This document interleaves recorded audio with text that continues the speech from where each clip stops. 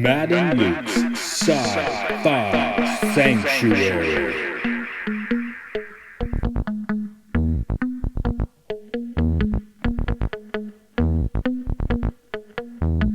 The year is 3013. The galaxy is scintillating in the mellow light. Two galactic pilgrims seek out vistas in the samurai future to bring forth the unity of the cosmic shaman. Opening the door of the pantheon of mystics, the evil sorcerer-wizard powers the engine of science, seeking to forever alter the sacred balance, travelling on effervescent balls of summer fire. This week, Forbidden Planet.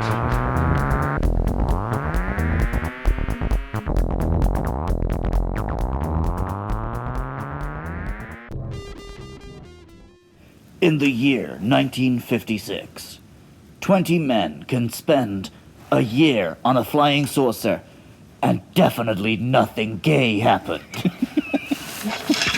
With no diversity as well. Yeah. Today, this is Matt. This is Luke. We're here in our Sci-Fi Sanctuary. to chat about Forbidden Planet from 1956. Yes. It's kind of a proto-Star Trek. Yeah, it's like there was a scene or two just coming straight out where I was like, yeah, I want to put the Kirk, Spock, McCoy template on it, but they're just so samey. Right. You can't tell them apart. Well, I could tell one of them apart because I forgot he was in this film. yeah, we'll get to that. But this actually is not totally in my DNA. I dig the film, but I don't think I actually watched it till I was in the later years of high school for the 40th anniversary DVD. Oh, okay. So VHS in this case. Because I don't think I caught it on television or anything. I think the old VH box was kind of boring, and then when I knew I wanted to watch it, I didn't want to watch it in pan and scan. So I may have literally watched this before you then. Because my dad had a videotape, and I watched it as a kid. In pan and scan? I don't recall in as much detail, right? Because I watched it as a child, but I watched it pretty young, and it's only 10 years between us, so it's possible. Yeah, but this was one of my high school things. I did have a Forbidden Planet poster on my wall in university. Well, in the UK, the chain of comic book shops is called Forbidden Planet. So when you hear the name, you think of that before the film nowadays. Okay. I say comic book shop, it's just a fucking Funko Pop emporium these days, but and it's overpriced. You never buy any comics there. I haven't been in a comic book shop for a while. I went to one over New Year. I went to one in Tokyo. Oh, okay. To track down the issue of Transformers I'm missing. You mentioned that, yes. This was, I guess, the first sort of tentpole sci-fi. Yeah. No, this one broke ground in a lot of ways. According to Wikipedia. One thing I read, it was talking about how much Robbie the Robot cost to produce, which was quite a bit. Yeah, it was 10% of the whole budget or something. Right. So the translated budget was that Robbie would have cost about just under $1 million in today's money, meaning in today's money this movie only cost $7 to $10 million. Well, yeah. Which when you think about it makes sense. Yeah. But just, the money you'd throw at a sci-fi now. What if they threw that much money at a sci-fi in the mid-50s? What would that have turned into? You'd be able to make the City on the Edge of Tomorrow that had originally been written. Yeah. I've read that comic book about a month ago. Oh, I think it was on the Kindle Unlimited. That existed. I didn't know you'd read it. Oh, cool. No, when we talked about it a while back, I had not read it, but I just read it a month ago. It was fine. But actually, you know what? It wasn't that different from the TV episode. McCoy's not in it at all. Huh. It's a drug-dealing lieutenant on the Enterprise that, I guess, overdoses and goes nuts. And of course, the planet with the Guardian is way more elaborate with Lost City, the city on the edge of forever, and these crystal guardians, and instead of just that arch. But that episode of Star Trek. In my understanding, the city on the edge of forever is New York. Well, that's what I assumed. But that had originally actually been a city. When you look at the comic version based on a teleplay, it seems that it was supposed to be a space city. The space city here has fallen into ruin. It's all underground in Forbidden Planet. Yeah. Not even an arch to talk to us. But yeah, budget-wise, it's like for the mid-50s, of course, this movie's pretty hip, but yeah, it's not it's pretty much in the range of a 60s Star Trek episode, more or less, with a little more bling. Yeah, I guess it's hard to figure out how that stuff works. Yeah, they definitely did more in this than an episode of Star Trek could do. Right. So the star here at the time, I guess, Anne Francis, as the only woman in the film. Yep, one other is mentioned. Well, they mentioned, they don't show her. So as the woman, Anne Francis is the woman. The other marquee star here is Water Pigeon. I was going to say the other marquee star here is Robbie. Oh, that was a marquee star. Yeah, I think they actually put him on the marquee, didn't they? Yeah, it was him holding her in a scene which doesn't happen in the film. But Water Pigeon was the other, I guess, main actor. Right, so he's basically this film's equivalent of Maximilian in Black Hole in a few years' time. Exactly. Although Water Pigeon definitely is more relatable. Yeah. He doesn't come across as a mad scientist. Yeah, and most of his rage here is justifiably by the fact the entire crew is chasing his daughter. Yeah. Woof. But the real star of this was not quite a star at the time, and I think that's who we're talking like you didn't remember he's in here. Yeah, Leslie Nielsen. But, right, it comes across, if 20, 30 years later, in one of the airplanes on 8 Guns, they'd done a spoof sci-fi film, it would just be this. Oh, yeah. Okay, jumping too far ahead, talking about the movie too soon, the last scene where, like, the planet's literally exploding is like, that's it. Everything you've ever known is falling apart and burning. I don't know exactly his words. Or what are you doing, man? He definitely should not be a grief counselor.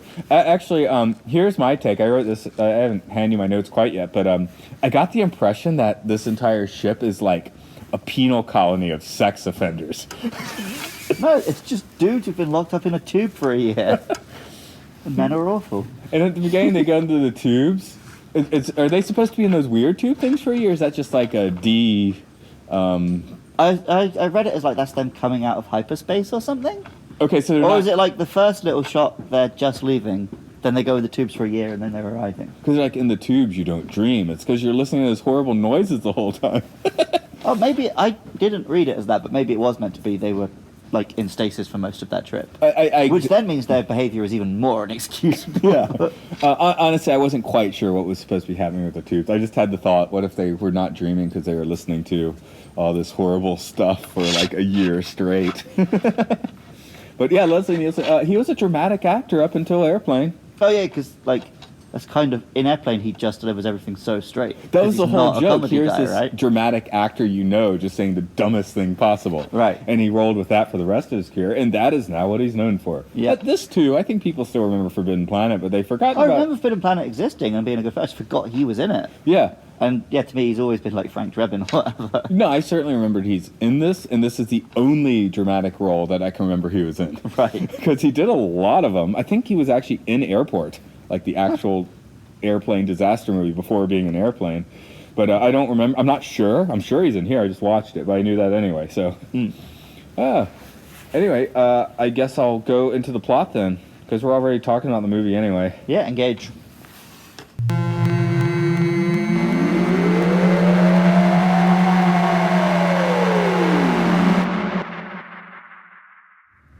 The starship C-57D is on an interstellar flight to the colony of Altair 4, sporting the whitest crew to check the progress of the colony there. Upon reaching the planet, they receive a communique from Dr. Edward Morbius begging them not to land on the planet. But this wouldn't be much of a movie if they didn't do just that. The senior staff of the crew is greeted by the amazing creation Robbie the Robot, who then leads them to Dr. Morbius. Morbius explains that all of the colonists have died of some planetary force, save for his wife, who later died of natural causes, and his daughter, which the entire crew of the C-57D then tries to seduce, excepting the cook, who only wants what turns out to be synthetic bourbon from Robbie the Robot. Overnight, something enters the spacecraft and destroys essential equipment.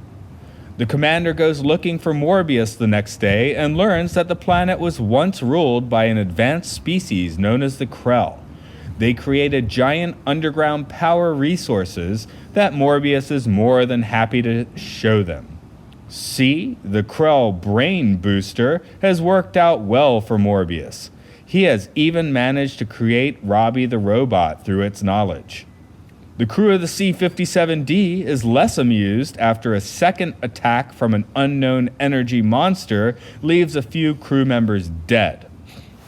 Morbius swears nothing is amiss, even as his daughter decides to run off with the crew to Earth. With all the power of the Krell, the power of the id, Morbius's out-of-control intentions try to pry his daughter from the charm of the crew with his out-of-control mental monsters fueled by the Krell technology. Morbius does not survive the experience, but Altera does and gets a truly depressing speech about the fate of her planet from the C-57D's commander.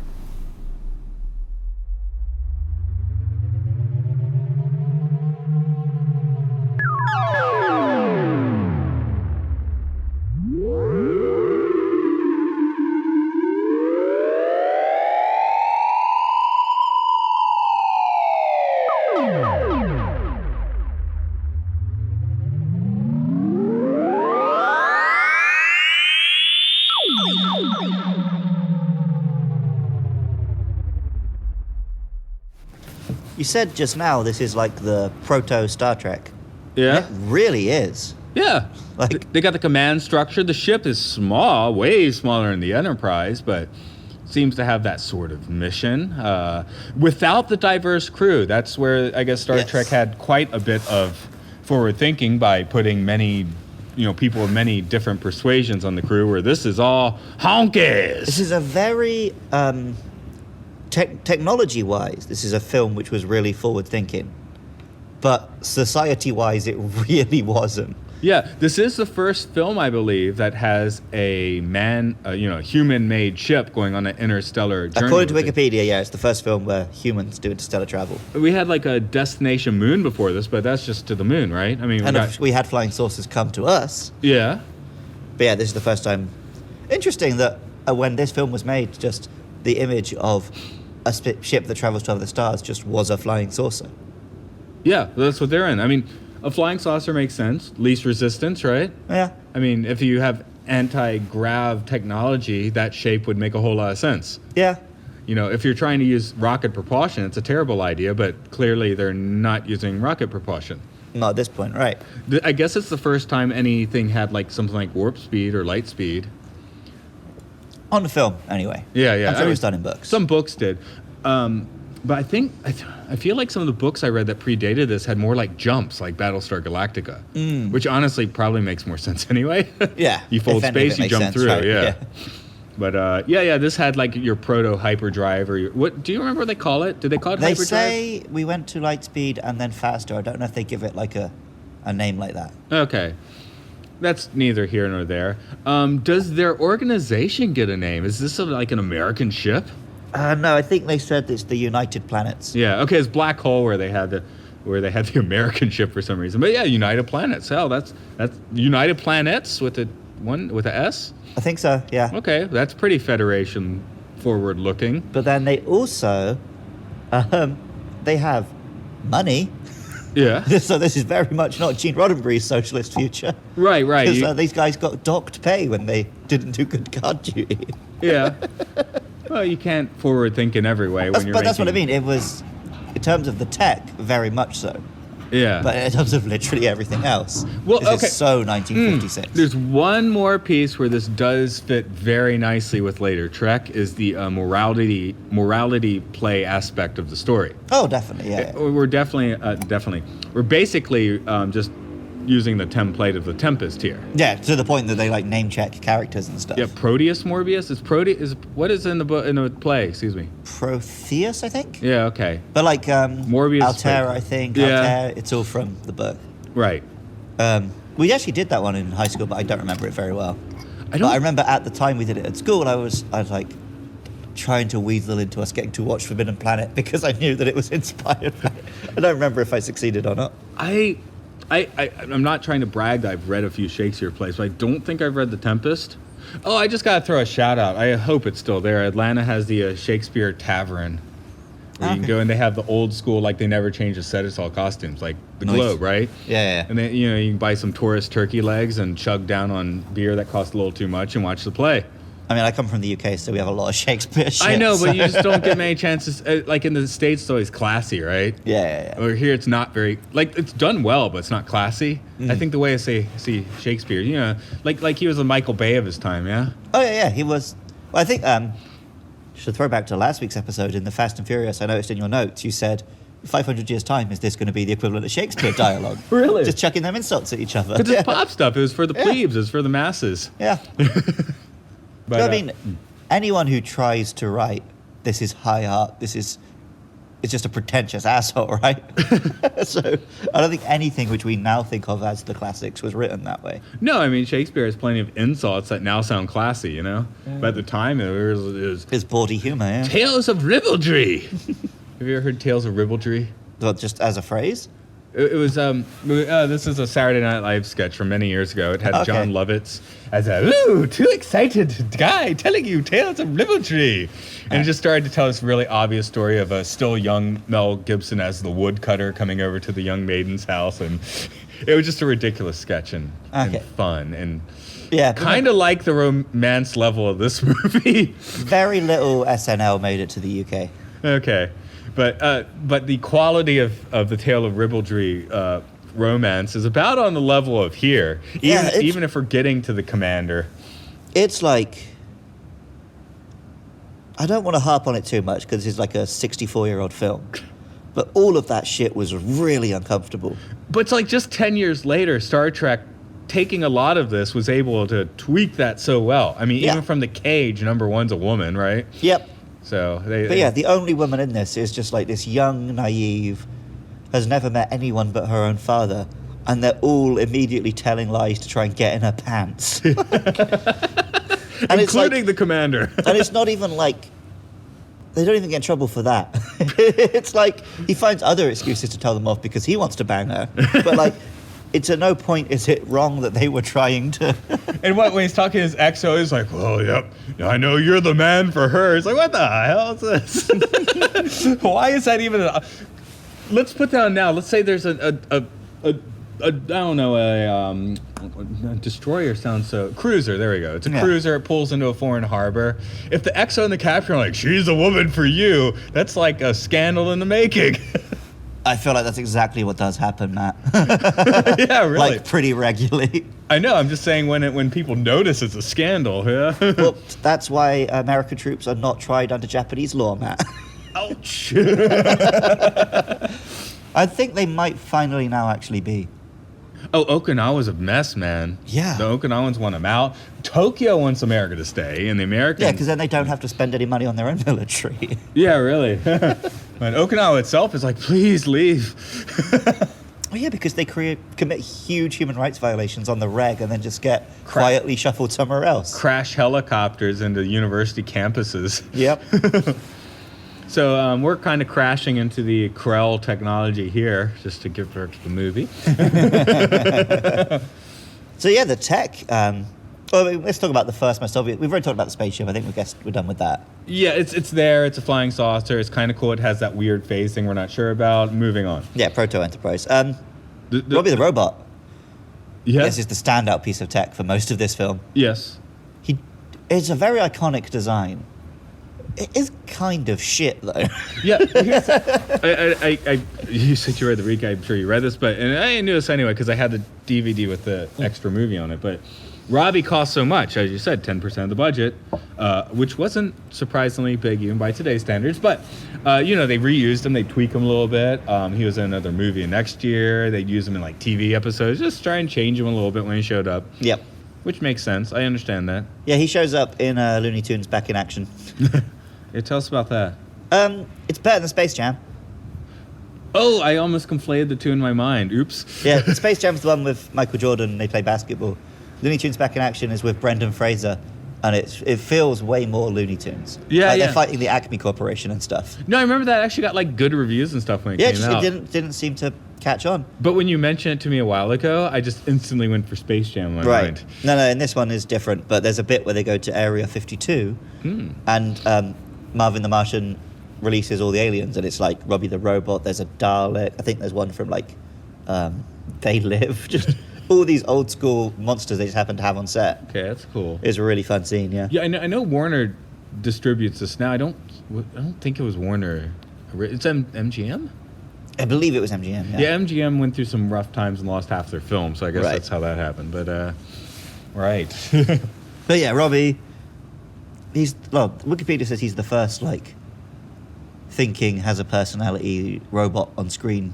Yeah. Apart from the Maschinenmensch, Oh yes, which we've already covered. we've covered that. I'm definitely less attracted to Robbie than I am to.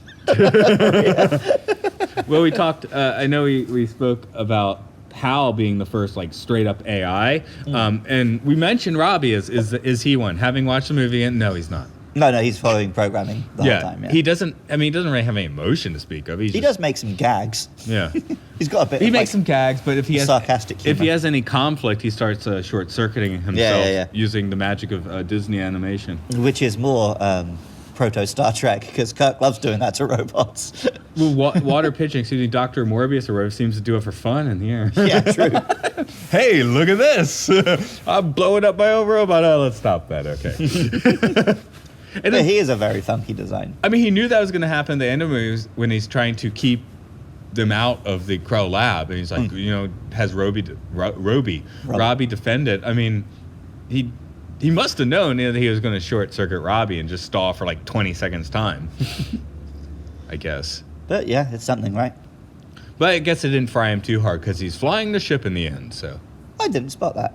because they had cannibalized the ship, right? Right. To communicate with Earth. One, how practical is that? You have to cannibalize your ship to make contact with Oh, it was home? because the monster destroyed bits. Yeah, but weren't they doing it for? Anyway, they have to leave quickly because Dr. Morbius sets the self-destruct without consulting anyone, and it has Robbie. Robbie is their fix. Yeah. Yeah, that's fine. It leaves out a plot hole. Yay. This movie doesn't really have plot holes. Does it have like sexism? Sure. Does it have plot holes? I think it somehow holds up pretty well. Yeah. I guess we got the spaceship, we got Robbie, and then you're into the weird Krell stuff. Okay. Which, when I went back to watch this film, I'd forgotten any of that was in there. That is one of my first thoughts here. So, I think that comes with our metaphysical and psychological, philosophical implications. So, shall we take a real deep dive into the Krell? Let's do it.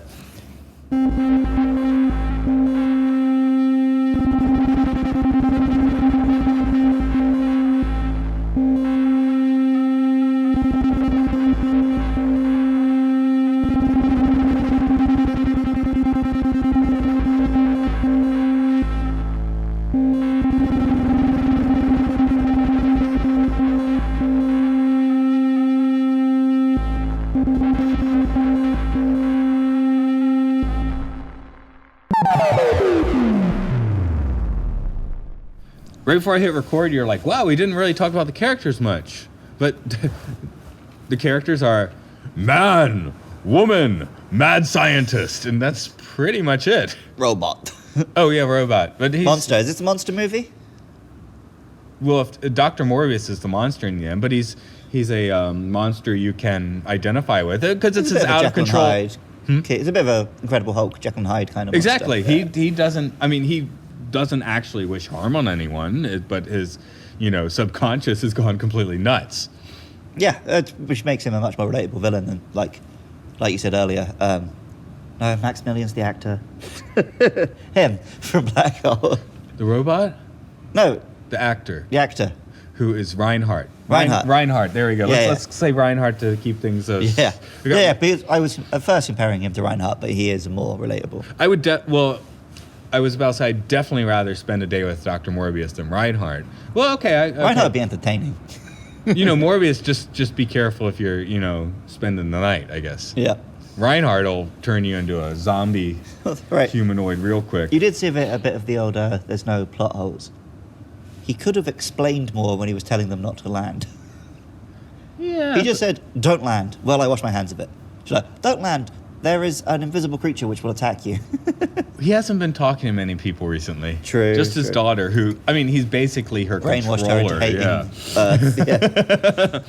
So he might not. He just stay away. I mean, because it's not. I mean, he has to be brought around to the, the fact that it is his subconscious that's causing all this trouble. He doesn't really get it. Okay, well, yeah, so He should that leads get us it, but back he into doesn't. what we're meant to be talking about, the Krell stuff. Well, yeah, this Krell technology that enables his subconscious too. Yeah. No, but that's what we were originally going to talk about, remember? Right, the story of everyone. So Krell technology, that's an interesting one. Yeah, that's, because I think of that as a fairly modern sci-fi trope, doing a lot of ancient alien stuff. But it's here, it's in 2001. Yeah. I guess it's been around as long as sci-fi films. Well, and this, to me, Ancient Aliens is like when you try to explain like Egypt. But he does say What's they that? visited Earth, Does he? because that's why they've got tigers and deer. Oh, He says before humans even walked on Earth, they came and... okay, because I found a note on the somewhere that I think it was from the novelization Okay. that the tigers and all those animals were not real tigers and things. They're Those created were. by her subconscious? Yeah, so if you were to actually look into them, not that you'd want to do that, especially with a tiger, you'd find that they were not animals; they were energy constructs. Okay. So, I mean, why would so, there yeah. be tigers there? He's just theorizing that they visited Earth. No, I Turns out wrote he's wrong. I wrote in my notes, which we can't see because it's too dark. I was like, did they bring a tiger on the spaceship with them? Because that seems like a stupid idea. But it's not a tiger. It's a energy manifestation Okay, I'll take construct that of as a a- tiger. As the monster is an energy construct manifestation. But the Yeah. tiger can kill you if it gets in the mood, and so can the energy monster. Yep. But the tiger can be killed with a sidearm, and the energy monster cannot. Yeah. But yeah, this is an Incredible Hulk thing. The comic would have been 5 years after this. Is that a real connection? I know. I feel like it's much more just straight up Jekyll and Hyde for the Hulk. Yeah. Yeah. Because the Hulk isn't separate from Banner, Yeah. whereas this thing is. Because this is the Tempest strain. So. I feel like there have been other monsters who are more like this, but I can't now think of them.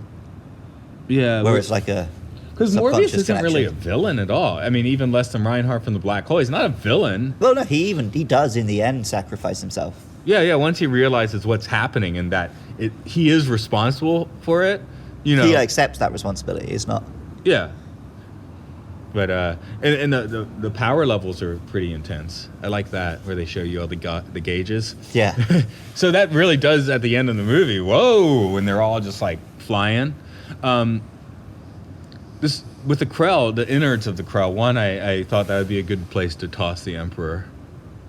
I guess. Lots of shafts to toss your Emperor down. Is that how we got Ray? Someone tossed the Emperor? Yeah.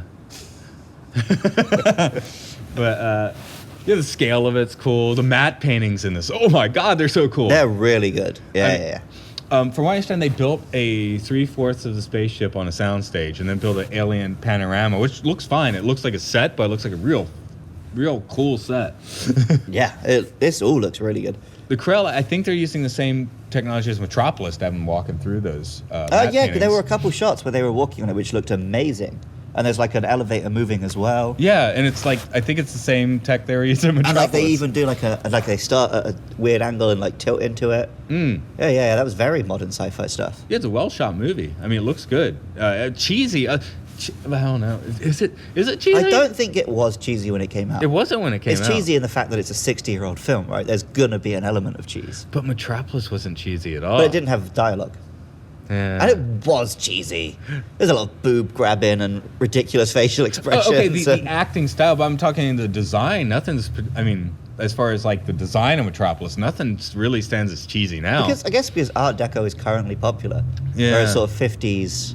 So when we get Pop isn't- back into sci-fi cocktails, then this will look pretty hip. Again. Yeah, this just isn't It's isn't not currently in the It's not trend, right? quite the time for Forbidden Planet at the moment. Well, I guess the only parts of the design that are cheesy are Robbie and the strat they have in a flying saucer.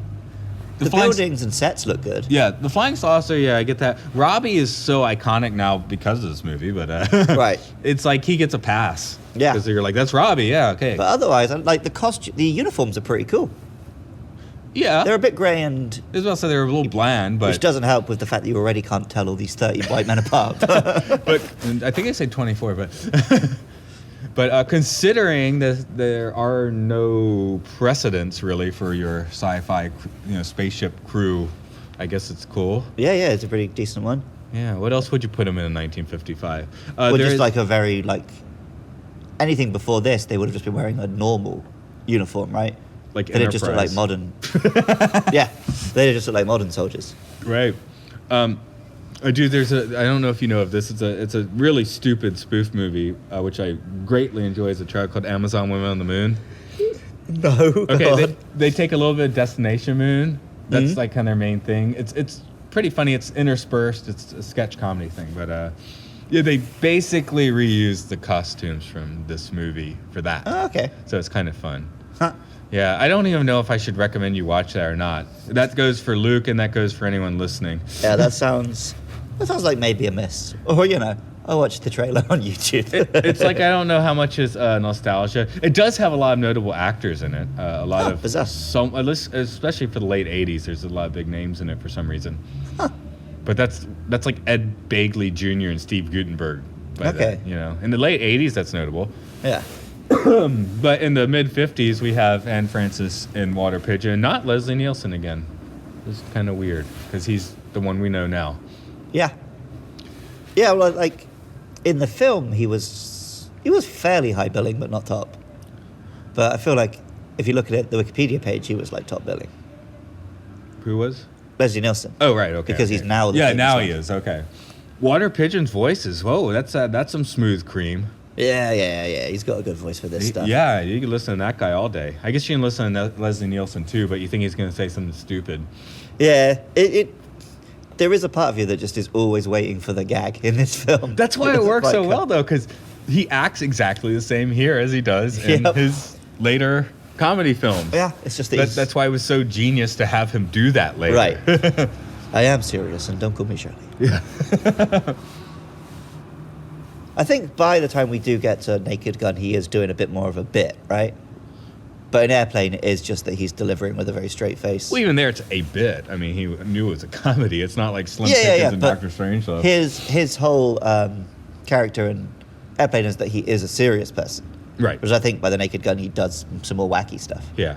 So if you've had a few drinks, I guess Forbidden Planet can play as a comedy if you want it to. Yep. But if you haven't, it actually works very well as a legitimate sci-fi, which is why we're talking about it 60 years later. Yeah. I mean, I keep saying this when we watch these old films. I sat through it and I enjoyed it. Like films, you can still watch old films. They're fine. And this one even has some nice Technicolors, CinemaScope, Technicolor, all that. Yeah, I was surprised. 56, it's very colourful. Yeah, it bleeds right into your eyeballs. It's great. Ah.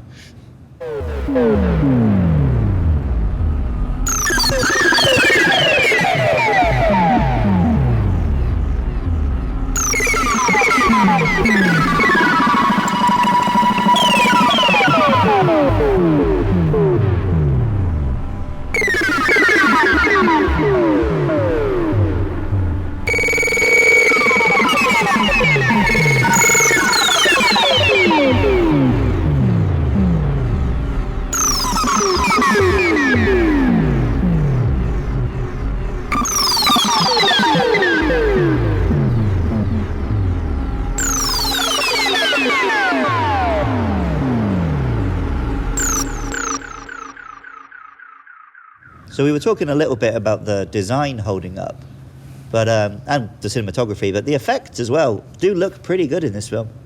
Yeah, we talked about them reusing the Metropolis mirroring stuff. That's cool.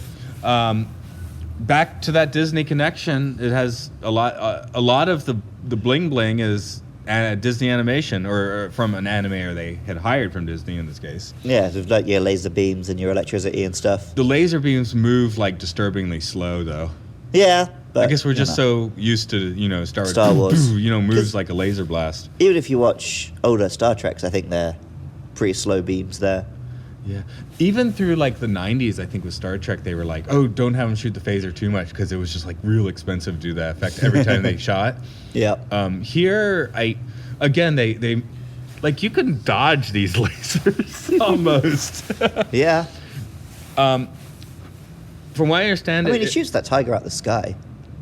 Oh, that was cool. Yeah. That was very cool because it like there's like a cloud where it like disintegrates and stuff. Yeah, apparently the way he did it was he animated in like transparent like vellum or something, and they Put just, it over actual yeah, frames. yeah, and it works well. It definitely looks animated, but in 55 or 56, that's perfectly fine. 'Cause, yeah. Should they have done it in black and white? I mean, the answer's no, but I'm just wondering, I think those effects would have looked crazy good in black and white. Yeah. In color, they look fine, and we get the rest of the movie, which I do want in color. Yeah. But I am sitting here wondering, I wonder if that animation would actually look better in black and white, which... Probably. How about the monster? I really like how they did that. I mean, you see less... visible, and then you see him when he gets hit with beams. Yeah, you see him less in Jaws, really, but... Well, you just don't see him, right? Yeah. You just see the lasers hitting him, but it's a really cool effect. Did you catch the goatee? I caught, like, kind of a face, yeah. He's got a little bit of a goatee. And the only character in the movie that has any facial hair is Dr. Morbius. Yeah, that's Morbius. So it's sort of Nice like touch. a little, like not spoiler, but a hint. Yeah, No one uses the there's a word, hint. but I can't remember it. Foreshadowing, yeah. Yeah. 5 o'clock foreshadow. Yeah. But yeah, that looks good. Man, I guess there aren't actually that many effects here. They Yeah, built I mean, that car. That was it. Well, we have shots of the spaceship flying, which look good. Yeah, they look good enough. I didn't even think to talk about them, did I? Right, yeah, exactly. Right, but for 56, those are good spaceship scenes. Yeah, the planet goes. Do we see the planet We disintegrate? see it, yeah, Or are they just talking about it? But like when they first arrive, we see it like in eclipse. Then we see it from like with different lighting. Oh, and that they was land on cool, it. yeah. That stuff's all cool. Yeah, those are some nice space shots. Yeah. Okay. And again, the fact that I didn't really notice them until just now. I was like, yeah, they were nice space shots. They have a full-on landing sequence. That's nice. Yeah. Star Trek didn't have. Star Trek invented the transporters because that was so expensive. They didn't want to do that every week. Yeah. And honestly, that would have gotten real old anyway. So. Yeah. Well, it would have ended up being like a Japanese like Power Rangers thing where they just reused the footage every week. Yeah. Well, they did that anyway, but the weird stasis tubes are quite transporter looking. Yeah, but I'm still not quite sure what they were. No, but Yeah, they did look a lot like the transporters. Yeah, I mean, it's almost like they took them because a lot of the elements from this. Now I'm getting back to the design, I guess, but a lot of the props from this movie, like Robbie, did end up showing up in other places because. Now, this movie didn't cost much even by today's standards, but at the time, that was a hell of a lot of money to throw at Sci-Fi. Yeah. Well, considering they hadn't really been sci-fi, not like this. No, not at all. It's a pretty bold move, I guess. Yeah. At some point, this turned into almost a kids' movie. Really? When it came out, it was basic. Oh, I've read the reason why. Okay. When this came out, it actually was supposed to be like a legitimate, adults who want to watch this film sort of thing. Right. In the way that a modern, sci-fi blockbuster would be. In the early 70s, it was used, edited for a few minutes of the more hardcore stuff. Not that way. But, like more violent scenes or I guess. See, because that's not the stuff I would edit for kids. And Francis. Yeah. I don't know what they edited because I haven't seen this version. Right. They showed it was like made to go on like Saturday matinee road shows. Huh. And at that point was rated. When it came out, there was no rating system. The rating system was a little later. Oh, bizarre. In the early 70s, it was given a G rating because it was this like slightly less racy version of the film. Huh. After that, the film started getting screened again with the full thing, but it kept its G rating. So it actually has a G rating now, but probably shouldn't. I mean, by today's standards. By today's standards, they can have it. It's fine. It could be a freaking U. Yeah, even by 70s, though. I mean, it's got enough. It has enough adult themes to make it a PG. I think. Okay, I don't know American ratings. G is the equivalent of our U. I guess that means bring your 2-year-old and leave them there and don't care. Right. Yeah. Okay. Yeah, we have U, which is universal. PG, parental guidance. Because 12, 15, 18. Yeah, 2001, I mentioned, also got the G rating somehow. That one definitely doesn't deserve a G rating. That's pretty freaking scary. Yeah, in people places. get murdered, you know? People get murdered in this movie, too. Boys, I think if someone's murdered in your movie, that means it's not G anymore. And the monster does murder a few crew members, so... Oh, no, Bambi's mother gets murdered. It's off-screen. That's true. Yeah, There's definitely deaths in Disney, is what I'm getting at. Well, though. they didn't rate movies in the 40s anyway. It later got a G, because they were, oh, it's Bambi, it has to get a G. Yeah, I don't know what they rate if they had a system at the time.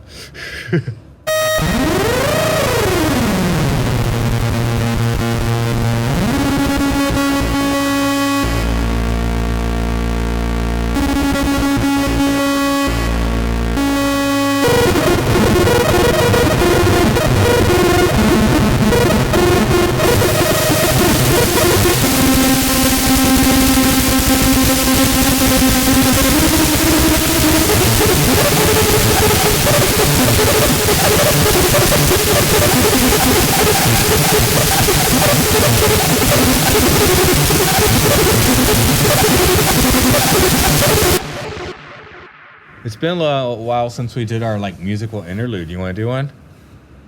We can try. This film has no score, which is kind of cool. It is the, in fact, it's not even listed as music. It's called electronic tonalities. Ooh, that's cool. Do you know why? So they didn't have to pay for it properly? They paid. It was a beatnik. Well, they found a couple playing in a beatnik club. Nice. That's kind of cool. Louis and Bebe Baron, I think, is the name. Anyway, they hired him. They were like, that's cool. They hired him to do the sound, the music. They called it the music at the time. So they did it. And it turned out they were not part of any like union. So they couldn't call it like a soundtrack or a score. Oh. That's why it's electronic I tonalities. knew it would be a union thing. It but- kept them from being nominated for anything. Right. They didn't put out the soundtrack until like the 70s, and I think the musicians themselves put it out at first. It is cool.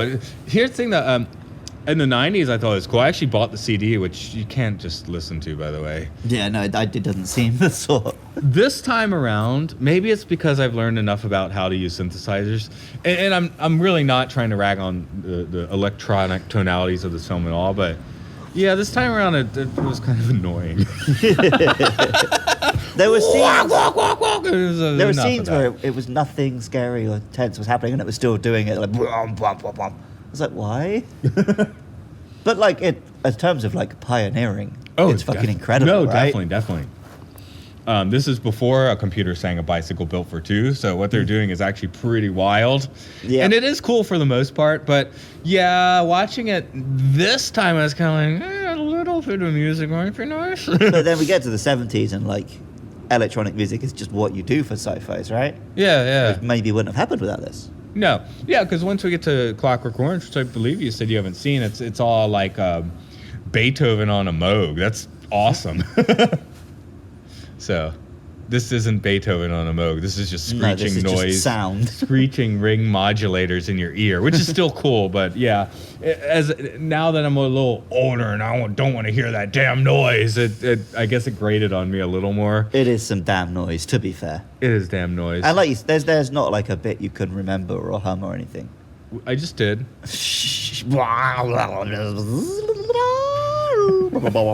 Yeah. That's what it sounds like. That's it, man. A little more harshness, though. You weren't harsh enough. Yeah, the houses around us are happy now. Because we're recording this at the dark in a temple with houses around us. Yeah, it's not actually as late as it looks. Yeah, it's only like 6:30. Oh, well. We're just old. It feels late. It got dark quick, as you said. Yep, that's Dead Mountains for you. Right. It's a very iconic film. It's very watchable now, but I guess there's not that much meat to the bones here. We've gotten through most of it, I think. Do we miss anything like super important? Well, I mean, like you say, there's not really characters to talk about. The plot is fairly bare bones. It's a pretty Jungian primal story. Yeah. I mean, the story holds lots of weight. Again, Because it's Shakespeare. Yeah, they're riffing Shakespeare a bit. And then they're adding design, they're adding these interesting effects, and they're not really adding any particular new wrinkles except for, a little bit of like technology. But Tempest does that fine. They just call it magic. Yeah. I mean, to watch it now, it is kind of amazing to see what it brought to the table. Like we say, it brought so much, which then Star Trek ran with. But in terms of on its own, it's like, oh, yeah, okay. Yeah. I mean, watching this is basically the equivalent of watching a pretty good TOS Star Trek episode. Basically, yeah. It almost rolls that way. Yeah. You have the... But as a TOS Star Trek episode, you would have more likable cast. You'd have a more likable cast. Oh, well, Leslie Nielsen's likable, except when he gets, depresso ranting and horny. But otherwise, he does, I kind of like the chef guy who just wanted his bourbon. Right, he was the only one not chasing the ladies and gets 60 gallons of bourbon. That's amazing. from Robbie. Is Robbie the Spock here? Yeah, I guess. Yeah, he's got amount of data, Doesn't really have emotion or anything. Yeah, but no, it's very watchable now. It definitely feels like something from the 50s, but the best of what you can watch in the 50s, which basically is what this is. If you go for any other 50s sci-fi, you're going to get a lot of these tropes done like a lot less well. The fact that this one is still very watchable today without you giggling at it too much. You're talking specifically about like space explorer sci-fi. There is some other stuff where things come to Earth, which is done well. Yeah, I'm basically getting on the space voyage, Destination Moon, and it feels like I'm slamming that movie. That one's actually a lot of fun to watch too. But I guess it's just that having now had the space race, you can't watch a film where they go to another planet in a rocket. Yeah, well, it feels too ridiculous. It might be the same year. It might be a few years earlier. George Powell's When Worlds Collide. That's Earth that's going to crash with Nibiru. I can't remember if that's before or after War of the Worlds. It's after War of the Worlds. Yeah, it probably would be. I don't remember where it is. War of the Worlds is 53. Yeah, I don't remember quite where it is in relation to this, if it's a little before or after. But yeah, they basically slide a rocket and shoot on into space in that one to escape Earth. So, the saucer probably works a little better here anyway. Yep. Okay, we're going to go, it holds up. Any messages it has were in the Tempest to begin with. Yep. Except for the don't be a hornball, I guess. I don't think that was in the Tempest. Yeah, Shakespeare had no problem with hornballs. This doesn't have the don't be a hornball message, though, because they're hornballs anyway and never really see much come up except from Daddy's id monster, which does, to say, murder a few of them. So true. But those might have not been the ones, hitting on his daughter, so... She did tell Leslie Nielsen that she'd kissed everyone. Oh, everyone. Okay, well, everyone's guilty then. Really? All of them did that? I don't know. I think she'd only met a couple at this point. Oh, okay. I was about to say, that made me... I wanted to double down on this ship is a penal colony of sex offenders. It should be by the end. Yeah. Maybe when they get home, maybe they shouldn't have escaped the planet, is what I'm saying. Yeah, probably not.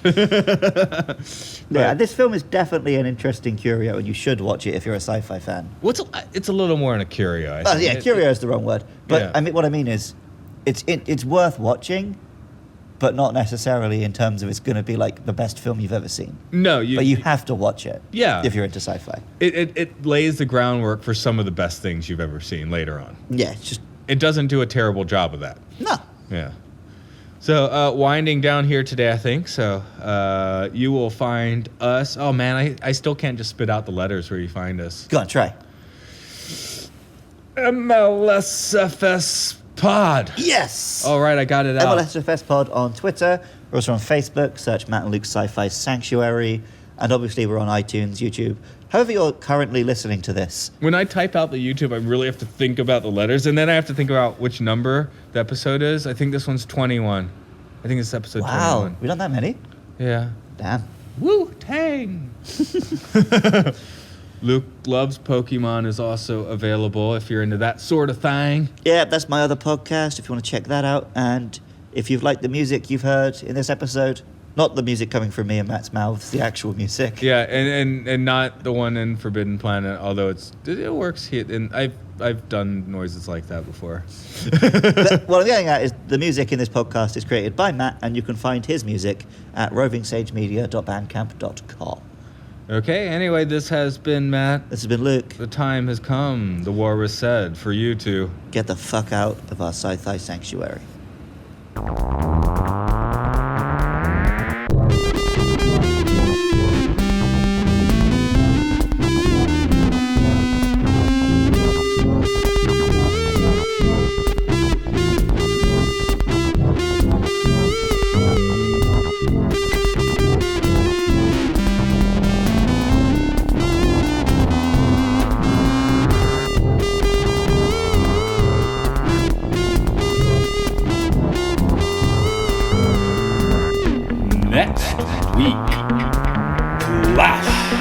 Gorgon.